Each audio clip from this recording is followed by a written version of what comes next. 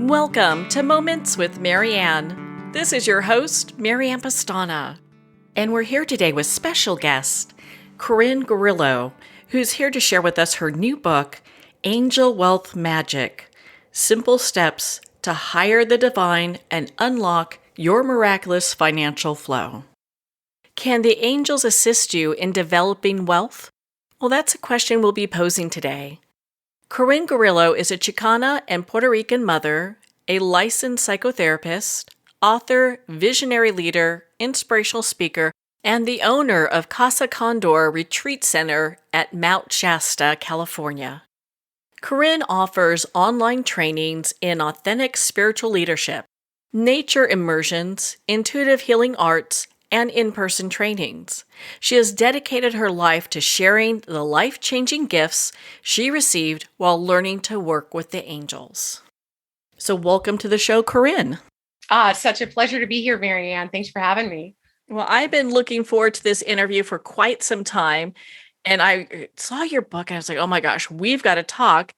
What inspired you to write this?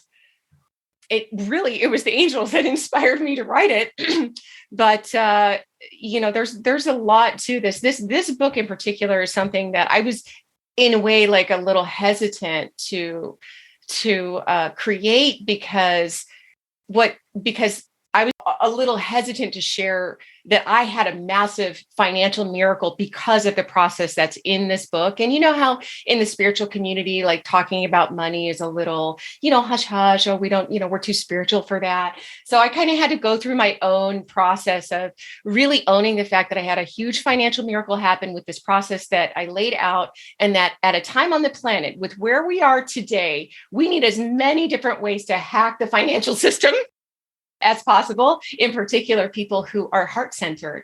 So I was inspired. The angels encouraged me to share this process with other people. So what I did first was I created just kind of a class. And then the class had such amazing results that I was like, okay, we're making it a book. It's going international. So that really was the inspiration. I just find that right now, especially heart-centered people, we just can't be shy about the income. We have to really claim or at least commit or invite in our helpers and our team to come and help us expand our financial capacity so that we can invest in the things that really matter to us and matter to make the world a better place. So I know in your book you talk about how the angels want to support and encourage us. So how do they go about doing that? Well, the first things that start happening is they will inspire you. It comes through inspiration sometimes. So a lot of us believe that the dreams that we have are just our dreams. But what I've learned over the last many years, and to be honest, I've been working with angels for about 12 years at this stage. And the financial miracle started happening almost right away when I started saying yes to my dreams and yes to the inspiration. So I was and still am a psychotherapist. However, I started having interesting inspirations, as in, I think I want to talk about angels because I had a miracle happen back in the day, and I was not a religious person. And so it was through me listening to my inspiration that not only am I living a life that's beyond my wildest dreams, but also my financial portfolio is crazy compared to what I thought was possible at that time. And it started with listening to the inspiration and not believing that the dream is just my dream, but it could be spirit's dream or a creator's dream dreaming through us. I love that. I love that. And you did touch on how people who are on the spiritual path have this notion that having finances or charging or any of that kind of stuff seems to be less spiritual. How do you address that with them? Yeah, I've coached a lot of people through that particular threshold, and we all have to kind of realize that we're under I guess a little indoctrination when it comes to our belief systems around money as spiritual folk. Many of us are still following guidelines that were set for us, 2,000 years ago. And the reality is we live in a capitalistic system. We're just going to have to face that fact. And if we want to be able to do work that we love, and really not for us, but we want to serve others, that we're going to have to be funded in order to do that. So when it comes to spiritual work, I always say, yes, creators free, angels free, but my time, not so much. Well, I think that's a very important piece because there's levels where people can come in at any point. They can work either with your book, they can do online workshops, they can watch videos, but really kind of leave that baggage at the door. Yeah, it's so important. We have to leave it at the door because especially heart-centered people, we carry a lot of guilt. And we have to just really de-shame that game a little bit. And if we want the world to shift in the way that we want to see, we're going to not just need spiritual power, but also economic power in order to make those things happen. So I want to see more heart-centered, mission-oriented people be millionaires, billionaires, so we can start funding those causes that really, really matter to us, because heart-centered people are the ones that are more likely to share their wealth than the others. And I'm kind of speaking from a mother's perspective. It's we want to share, we want to help other people, and that's why I feel like we do need to, in a way, step it up a little bit and learn and open up our hearts and our minds and our dreams to the possibility of being and attracting more wealth in our lives. So what exactly is angel wealth magic, and where did that come from?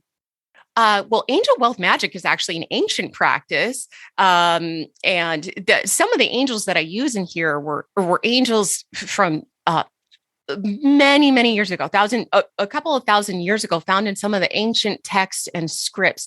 So ancient Western traditional magicians have used them. Rabbis have worked with these kinds of angels. And people have kind of known about some of these angels for a very long time. So what's fascinating is that magic is a tradition that had been used for thousands of years. Actually, all of our ancestors worked with some kind of magic or another. And it wasn't until really religious colonization that the church decided to just kind of say that these things were evil so that they can take control of other people's lands and make them submit, and their belief system submit. So again, magic is something that I just want to be clear is not a woo-woo practice. It's not, I wouldn't even consider it New Age. It's really ancient art form and a science that when worked with focus and commitment can really cause amazing, beautiful things to happen with alliances with our spirit team. So what would be some of the first things we would do in order to start creating space for angel wealth magic? Well, I believe that the first thing that you do if you're going to work with angels is say hello to them, acknowledge them, that they're actually there. And it's not required that we believe necessarily.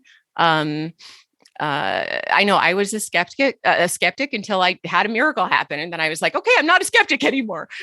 So I always try to invite people, even the skeptics, into the sphere and treat angel magic more like an experiment than a belief system.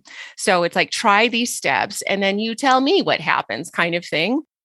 So yeah, first to let them know that you're here, and also create an opening in your mind that you can attract beautiful resources to your life, to your world, in supremely miraculous and magical ways through the help of working with these incredible invisible forces that all nations and all cultures have acknowledged in different ways throughout the world since the beginning. since the beginning of time. There's even cave paintings of benevolent beings supporting humans, learning how to learning agriculture, learning all of these things. So our ancestors learned how to thrive through extraordinarily harsh conditions. Because of these basic things, like just acknowledging the world, that the world is alive and that there's invisible and benevolent beings there to help us. Okay, so I'm probably going to ask you like the $1 million question here and put you on the hot seat a little bit. So I know a lot of people, when they look at angels, they're like, okay, well, they're messengers for God, so they go back and forth and what have you. So why would they help me make money? Okay. Well, I think the real question is, why wouldn't they? These beings are here. And as I said before, have been here since even before religion. And like I said, we can see that in the cave paintings, the gods, goddesses, all of that. So there are benevolent beings. So they help us because they always have, is the thing. And to them, even though the human makes a difference in our minds about what money is, oh, money's evil. Oh, it's greedy to want more money. Even though we make a difference in our mind, spirit has always helped us and supported us through with more peace in our hearts, with more resources. If you look at just even modern indigenous cultures, they work with spirit to find water, food, resources. They still do it. There's no difference. It's just money is our current currency. But the only folk that are making a difference between money and, let's say, love or peace is the human, not spirit. Thank you. I know I put you on the hot seat with that one for a little bit. Oh, I love that. I love a slightly caliente seat. Thank you very much. So in your book, you talk about wealth rituals, and I was so impressed with that. So what are those? So wealth rituals, I mean, that's kind of a broad topic, but in the book itself, I developed an 11-day ritual with specific angels to help you invoke their energy, their light, in a sense, their specialty, so that you could open up the mind, the heart, and the life more to a flow of financial freedom. So ritual is something that in a way is hardwired into the human, whether we like it or not. That's why we see cultures all over the world doing some kind of ritual, even cultures that have never met before. So there's something inside of all of us that actually loves ritual, loves to engage spirit in this way. And there's a lot of folk that don't want to do it necessarily religiously, but they still want to do some kind of practice. And it's fascinating because it seems they've done polls where more people believe in angels than they believe in religion itself. So it's pretty fascinating. So ritual is just a way to, in a way, create to focus your mind, your energy, and to call in the divine to come to your aid with really whatever it is that you need. In my first book, The Angel Experiment, that one was more generalized. It was just about lightening your heart, lifting your heart, and really learning how to play with the angels in a powerful way. This book, Angel Wealth Magic, is really about narrowing down the field into cashola, cabbage, and attracting wealth. But the way that I like to work with wealth is always from the heart still, because even the income that I've kind of managed to expand with in my own life and that I help others kind of create comes from the heart. It's heart-centered work. It's beautiful work. It's service-oriented work. And I just, I feel like you can have both. And a lot of people don't know that. Are there choices or things that have happened throughout our lifetime that block people from being able to get to that heart center? Yeah, I mean, a lot of us are kind of born with whatever our family believed, right? So whatever we heard growing up, whatever we saw on the news stream about who we are, based on our gender or our color. We're born with belief systems sometimes that are opposed to the heart stream, but the heart stream is there, whether or not we acknowledge it. This flow of abundance lives inside of us, whether or not we acknowledge it. And it took me decades to figure that out. I think that's such an important piece to touch on, because I think a lot of times people don't realize the programming that we've had for our parents and their parents and so on that kind of keeps us stuck. I think a lot of people can remember their folks saying, well, money doesn't grow on trees, or, Exactly. those kind of things. So we're always being pre-programmed to have problems with money. Exactly. My mom used to tell me in Spanish, I'm Latina, and she's a Chicana from Los Angeles. And she used to say, I used to ask for stuff, and she'd say, what am I cagando dinero? And, translated in a gentle way, is, pooping money. What do I poop money? And so, so yeah, that's kind of like the programming I grew up with, like, like money doesn't grow on trees, and, it's ridiculous to want more or ask for more. Which really, it wasn't until I had to make a decision. I made a decision in my 40s that I was capable of more. But before that, I really didn't. I never considered myself someone that would move my personal financial needle past a certain like average point. It's like, oh well, I'm a psychotherapist, and this is what psychotherapists make. And I just kind of stayed there. And I was already super impressed because I had already made, earned, both of my parents come from extreme poverty. So I had already kind of broken that mold.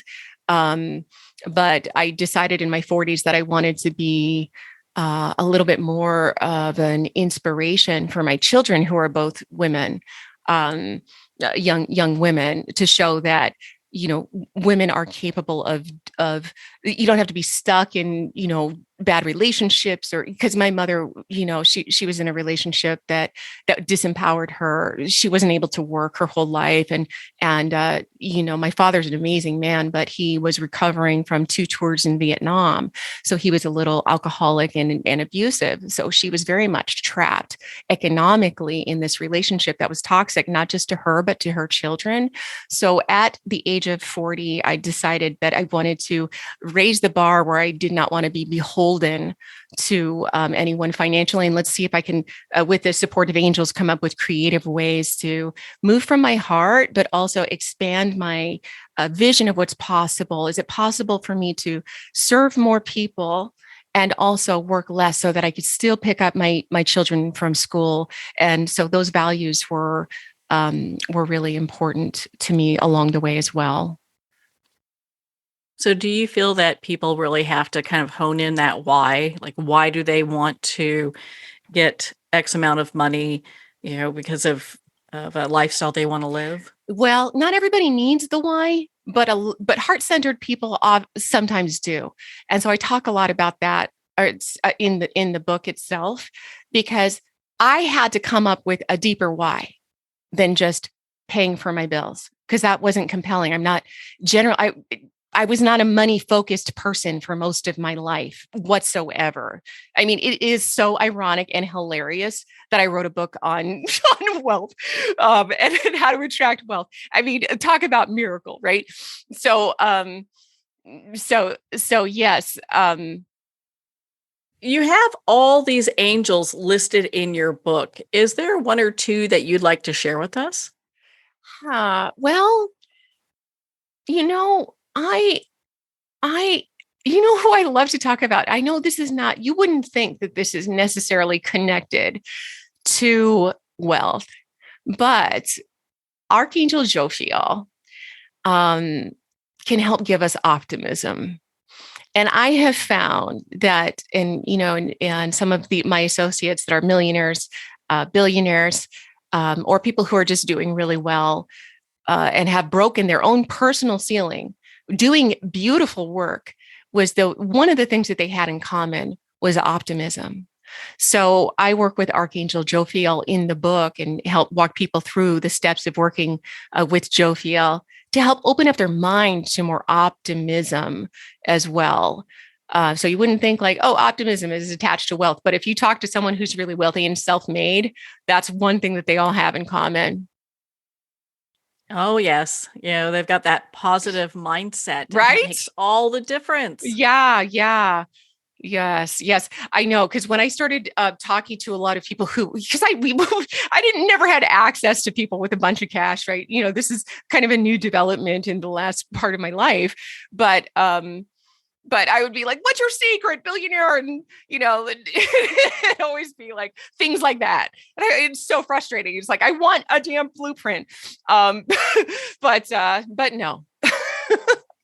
So yeah, some of the angels that I work with are literally designed to attract cash, but without the right mindset, you need the right kind of vessel in order for even more and more beautiful abundance to flow your way. And when I say abundance, again, I just want to say it's all levels of abundance. It's not just about cash. It's about opening up your heart to your own dreams and potential and living from a really sweet spot in your heart and almost like, whoa, and then cash too. Yes, cash too. Bonus on top of that. Right? It's like a little cherry on top. Yeah. So in your book, you talk about how we build relationship with the angels through channel writing. So what is that and how does that work? Yeah, well, channel writing, is definitely an old practice, and it's kind of like journaling, but with intention that you're connecting with another being or a higher being inside of you. So I like to think of angels, especially with this particular book, is really looking at them as if it's all within you. Like we house all the genius that we need inside of us, different aspects or different facets of creator, which to me is what angels are, different facets of our creators, however it is that you perceive the the architect or architects of it all. So it's like you if you want to get to know these specific angels, I recommend a practice called channel writing, just for starters, just to kind of open up the pathways and the neural pathways and the energy of it. So you sit with a pen and paper and you do an invocation, you ask a specific question and you let it rip. You just let things flow from inside of you. Any words, feelings, thoughts that occur. And over time, with specific practice, it becomes pretty profound. As a matter of fact, I just ran into a channel writing that I did 11 years ago, Marianne, just like 3 days ago. Okay. And I ran into it. I haven't seen it since, is the thing. So I didn't even remember that I did this thing. And when I was reading it, I was gasping for air. I couldn't believe what was written, because this was soon after I witnessed a miracle, but before I was doing any kind of spiritual work. And what I wrote down was, when you write your books, don't worry, just call on us and we'll write them for you and through you. And when you write your spiritual books and your psychological books, and I was not doing any spiritual work is the thing, Marianne.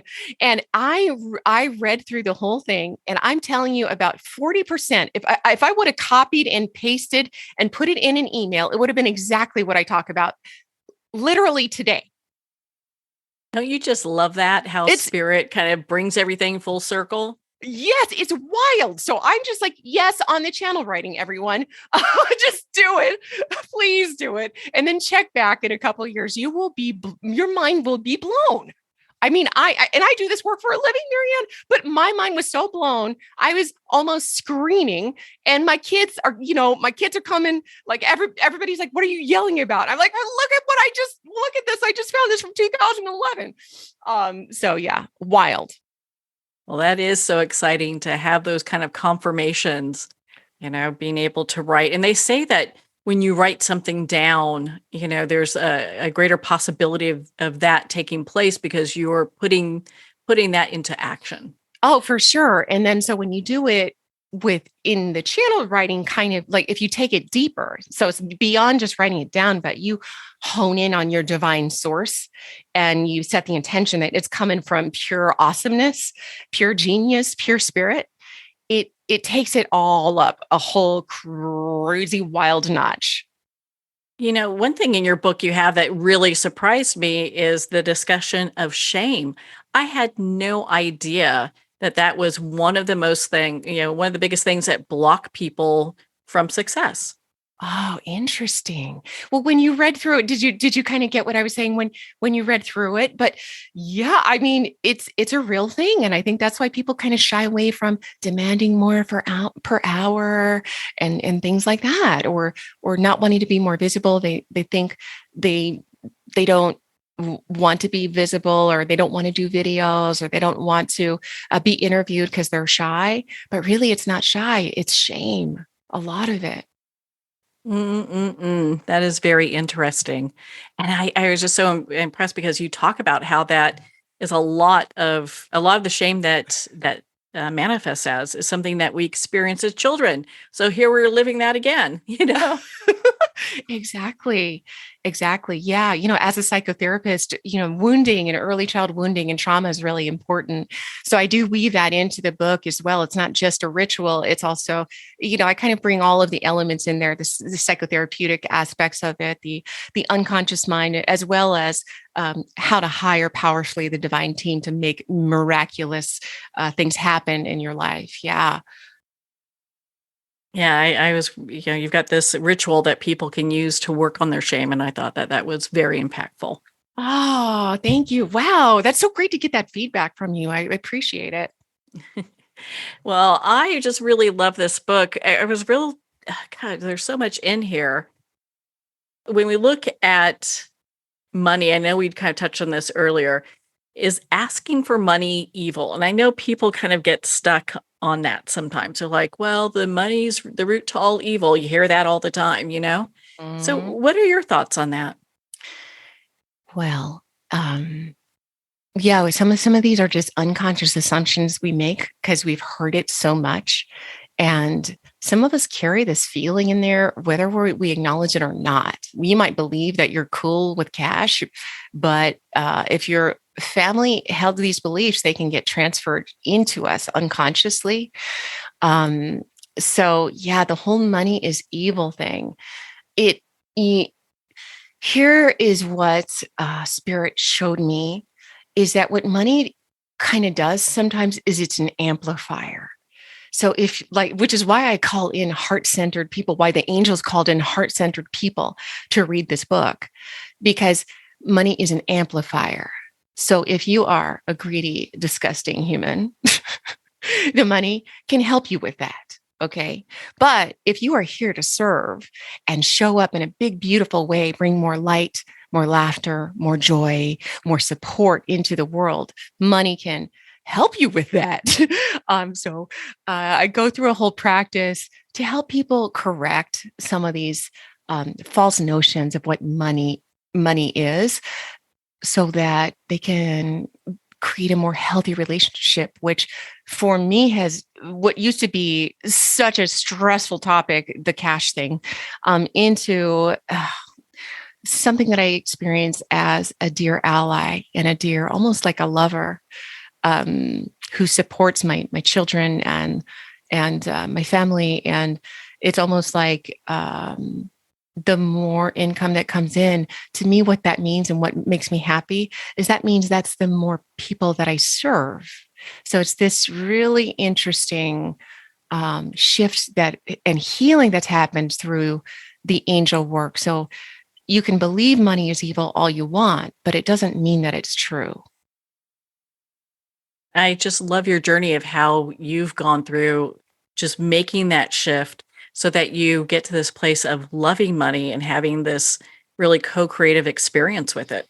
Yeah, yes. I mean, money is, and like I said, I do a practice that will in the book that could really surprise the reader on what money really is for them. And I teach them how to create a healthy relationship with it before we even do the ritual itself.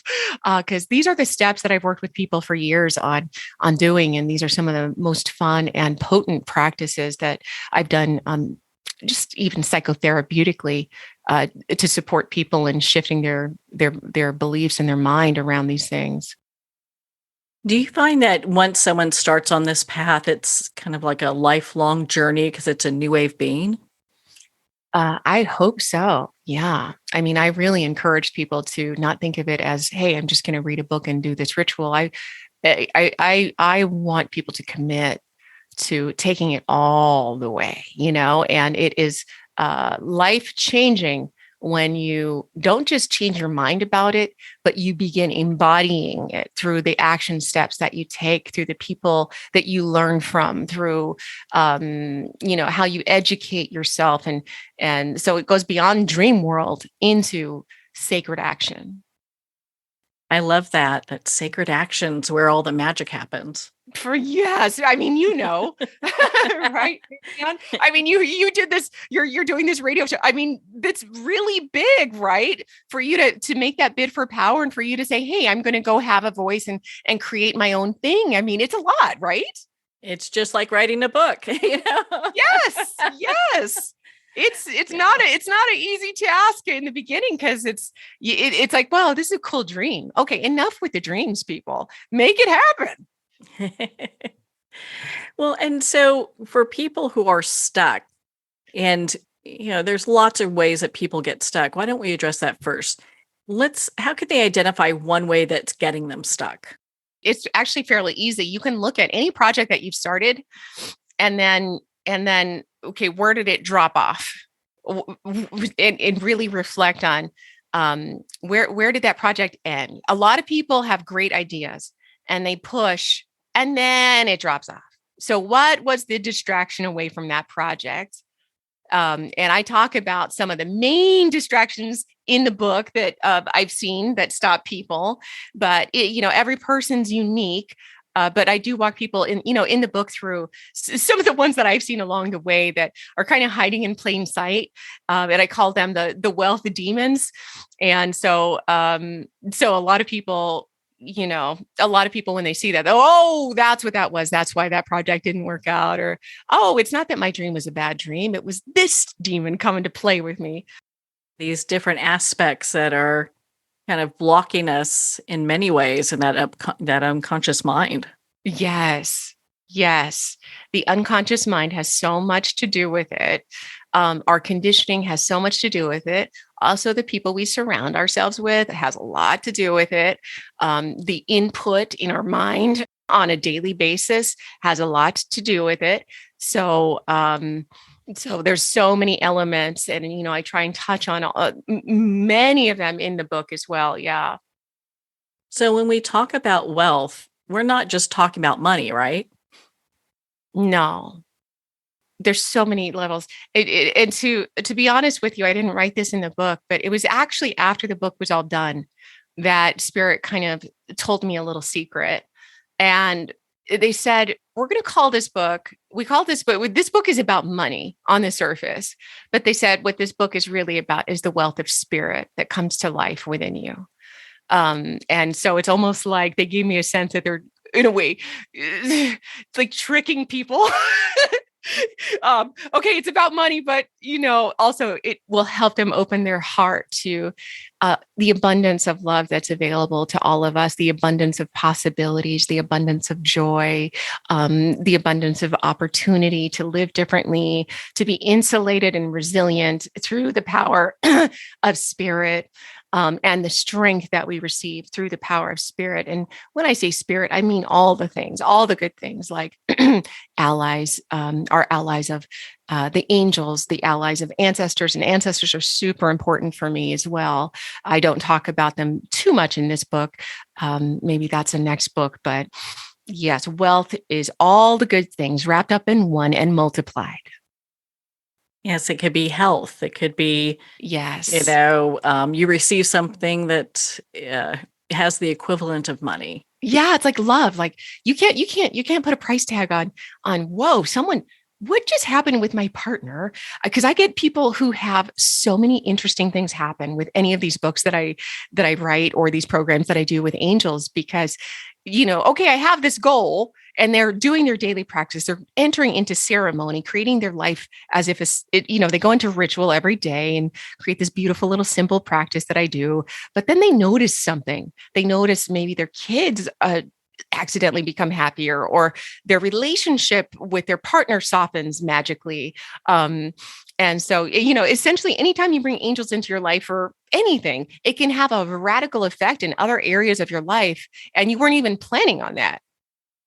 And you've got all the well, not all, but you've got a lot of angels listed. We'll put it that way. Yeah. Was it really, I mean, did you do a lot of research on that? Because it's so complex Yeah, I did actually. I did because some of these angels were ones that look, I created this book during lockdown when my kids were home and with this ritual. And I knew that I was going to have to take a hit financially because my kids were home on lockdown. And like so many people out there struggling, or so many other people with jobs and like big work. I mean, I was already working, uh, having a couple kids at home with you is distracting. So I made a conscious choice to reduce my hours so that I could really be present for this experience that we were all going through, especially for my children. So I decided that I wanted to do something. Okay, well, I remember telling my husband, okay, I'm going to reduce my hours. I'm going to officially making some less money, but instead I'm going to do magic. And he's like, okay, let's do that. So I did some research and found some of these older angels that were designed for specifically wealth attraction, and kind of layered in and channeled what I already know. So a lot of these angels are angels that I knew, and some of them are more traditional angels used in Western magic as well. Did you have names show up? You're like, I don't know who this angel is, and then go look it up and they're the perfect fit for your work? Let's see. No, I did not do that reverse. Well, actually, I did. Some of the archangels that are in there, they came through, and then I had to do a little deeper research on, well, really, I would say, hey, well, okay, why? Tell me why. And then they would go, okay.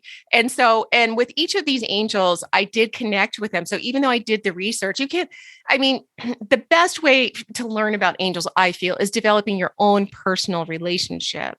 So just because somebody else says something is true doesn't mean that I'm going to officially believe them. I mean, that's just how I am. I have to experience it for myself.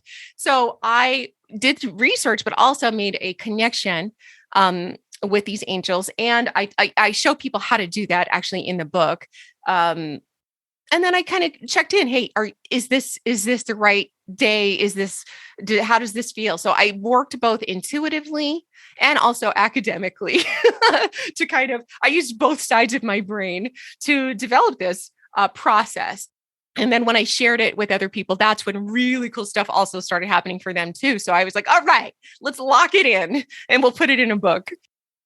Now, when people start doing this practice, is this something that they can bring money into their life or wealth into their life immediately? Yeah, it could work. Whatever it's here, it definitely is designed to attract fast cash if that's what you want. But I encourage readers to go beyond fast cash. So, okay, yes, ask for fast cash. And also, what's your bigger goal? Okay.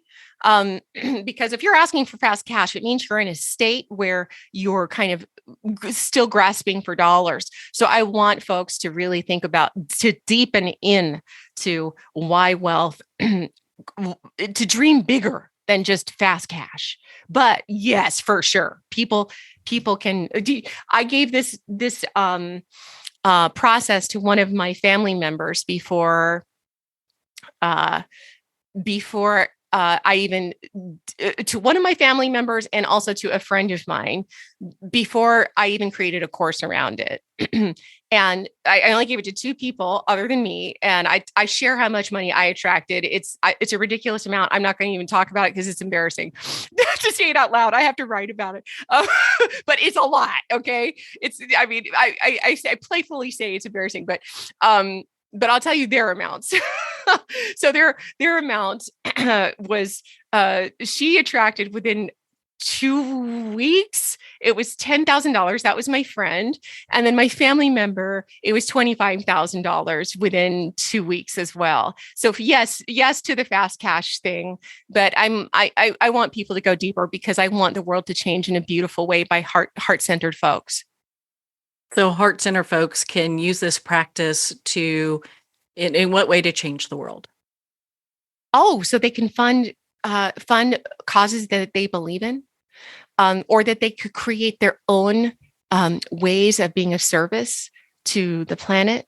It's like there's still children starving out in the world. This is ridiculous. We have the wealth to do and to solve all of the world's problems right now. Like the amount of capital exists, but it's in the wrong hands. So I want heart-centered folks, those people who are mission-oriented, to really get serious about their income potential so they can fund the right causes, whatever it is that floats your boat. You want to save the polar bears? You're going to need capital for that.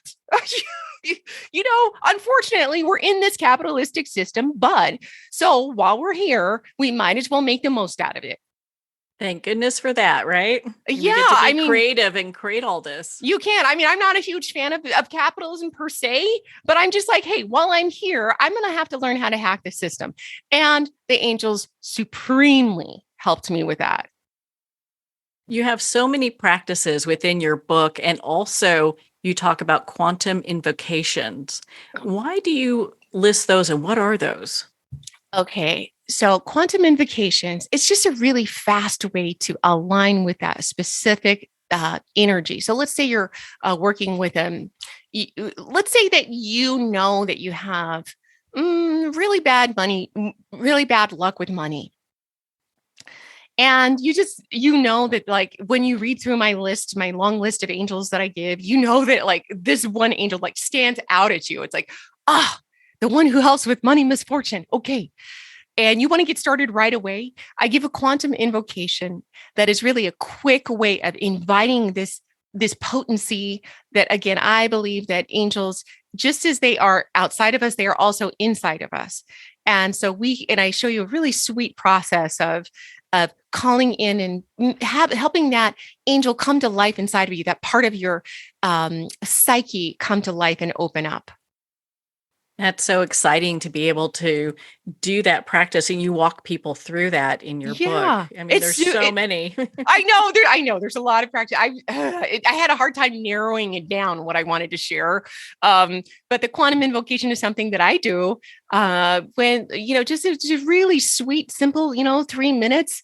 If there's a specific angel that I really want to incorporate, that I'm really vibing with, like, ooh, I like your potential. I need more of this to balance me out. I will do quantum invocations, every morning for 7 days. So it's really flexible, but it really works. And you can really feel a shift of energy right after, or I can. And I really encourage our readers not to just take it for my word. Like I said, this is an experiment. And so you just notice how you feel after you do a quantum invocation or do some of these daily rituals that I give, and this really specific 11-day ritual at the end of the book that can really help kick it into high gear. Well, we love that for sure. Right? So for our listeners, I mean, I know we've covered so much. Yeah. For our listeners right now, what's one thing that they can do that would make a change and provide more wealth in their life?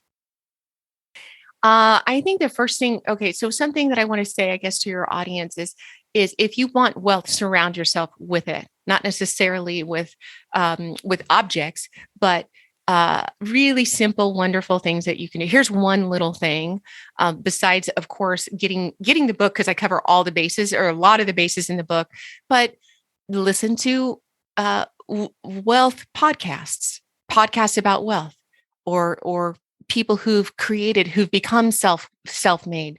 Start learning now, because it's not going to come naturally to some of us.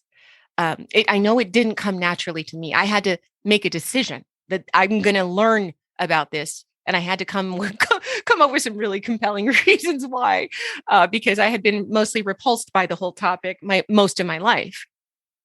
And a lot of that was due to how you were brought up. Right? Yes, conditioning, and like I said, I came from poverty. Both of my parents came from poverty, so I had an assumption about my own capacity for wealth. So why even bother? Why even bother when you're a brown woman from the hood, which is what I am. So, yeah. I think anyone in a poverty state can really understand that, regardless where they're at. In different parts of the country, we have people who are really suffering from lack of money and lack of resources. So being able to make shifts and changes, that's a huge thing. Oh, for sure. I think, educating yourself in all the different ways, calling on the divine to come and help you, but you have to be willing to change something that you're doing. So a simple change is get educated in a really fun way, like just podcast is so easy. It's not a 1 year course in economics or a bachelor's degree in economics or business. It's podcasts. They're fun. You get to hear people's stories and you learn just from surrounding yourself. Even if you don't know any people, like I didn't know anybody growing up that was wealthy. There's always other resources. There's other these days there's so much beautiful education out there that we can access at no cost. Yeah, there's so many resources. In your book, you talk about chatting with the spirit of money. I'd love for you to expand on that. Yeah. So, our culture, we in the West, we suffer from just believing that the world isn't alive, that the world is just, okay, I see a tree. It's just a tree. So we don't know that things are actually alive. There's a spirit attached to everything. There's energy attached to everything. We know this in physics. We can see it. We can see that there's like the material reality is the illusion, right? It's the exception. The rule is energy. Energy is what lies at everything. So if you understand that that principle, then we can take it back to all of our indigenous roots. You may not identify as having indigenous roots, but I promise you do have indigenous roots all the way back wherever your people are from. They were indigenous to a land. They knew how to work with the land. They knew how to, and they knew that the world was alive. So with the same principle, we can look at money and cash as having its own spirit. And so I walk people through a process on how to talk to that spirit and see what it has to say. That sounds very interesting. Yeah. See if our money spirit is wanting to have a conversation with us or, Yeah. or what. Yeah. Yeah. I mean, people really in that process discover so many cool things about the spirit of money. And it's really beautiful. I remember the first time I did it, I was shocked personally. I was shocked. It was what the spirit of money and I wasn't necessarily channeling back then or anything. It's more like a Gestalt practice with it, Gestalt a psychotherapeutic practice. But I was shocked at what the response was from the spirit of money. It's like, oh, okay, yeah, I got to rethink some things. So, Corinne, where can our listeners connect with you and be part of your community and learn more about Angel Wealth Magic? Oh, yeah, they can check out my website, CorinGrillo.com. I'm also pretty active on Facebook page, CorinGrillo.com. And I put some stuff up on YouTube. I mean, you can find me. But the website, yeah, you can get the book there and look at all the offerings that I give. I do 6-month intuitive healing training that works with the angels. And I have a weekly audio transmission where I channel angels for the week. And it's really, I do it right the day before. So it's really on pulse with the energy of what's going on in the world and the planet. And so that's called the Inner Sanctum. So there's a variety of different ways. But yeah, head to my website, CorinGrillo.com, and check it out. And if you want to buy the book, you can get that at a lot of the major bookstores, Amazon. And if you know some smaller bookstores that happen to have the books, definitely go there and support small businesses as well. Yes, we're all about supporting our indie bookstores. Well, Right? Corinne, yeah, we got to Yeah. support them. So, Corinne, thank you so much for taking the time to be on the show with us here today. Thank you, Marianne. It's been such a pleasure. Thank you. Well, Corinne, it's been such an honor to spend this time with you and to talk about your new book, Angel Wealth Magic: Simple Steps to Hire the Divine and Unlock Your Miraculous Financial Flow. Angel Wealth Magic is available at Amazon, Barnes & Noble, and all indie retailers. And if you don't see it on the shelf, ask for them to order it. And of course, support our indie bookstores. So make sure to visit the publisher's website, New World Library, at newworldlibrary.com. You can check out Corinne's book and order it there. And start your journey to unlock your miraculous financial flow. So, do you have a small business or book that you think should be on the radio, and the social media algorithms have changed so much that you just can't connect with your target market? Well, you're not alone. That's why so many people are choosing to advertise on radio. KMET is part of the 25th largest U.S. radio market in Southern California, serving around 3.5 million in the station's broadcast area. The Moments with Marianne radio show is also available everywhere online after it airs on KMET. With over 800 episodes that have been downloaded in over 78 countries, we're the #1 choice for advertising books and small businesses. So contact us today at mariannepastana.com.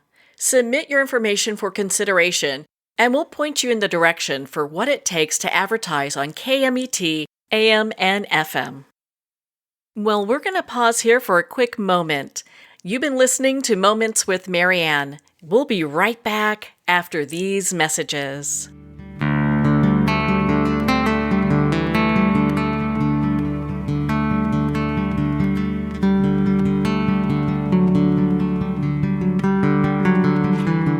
I'd like to thank Jason Eastwood at Guitarfulness for sharing his inspiring music and talent with us. His music is known worldwide for cultivating atmospheres of harmony, inner peace, and clarity. Visit Jason's website at guitarfulness.com. Join his newsletter, be part of his community, and download his music.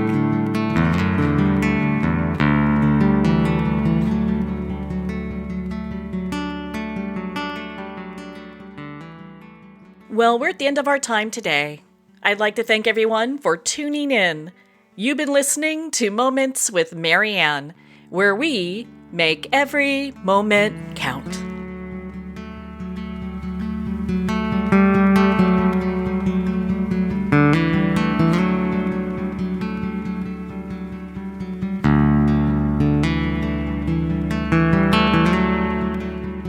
In a single moment, your life can change. Moments with Marianne is a transformative hour that covers an endless array of topics with the best of the best. Her guests are leaders in their fields, ranging from inspirational authors, top industry leaders, and business and spiritual entrepreneurs. Each guest is gifted and a true visionary, a recognized leader in her own work, and while teaching others to develop, refocus, and grow, Marianne will bring the best guest and sometimes a special surprise. Don't miss this. You never know just which moment will change your life forever.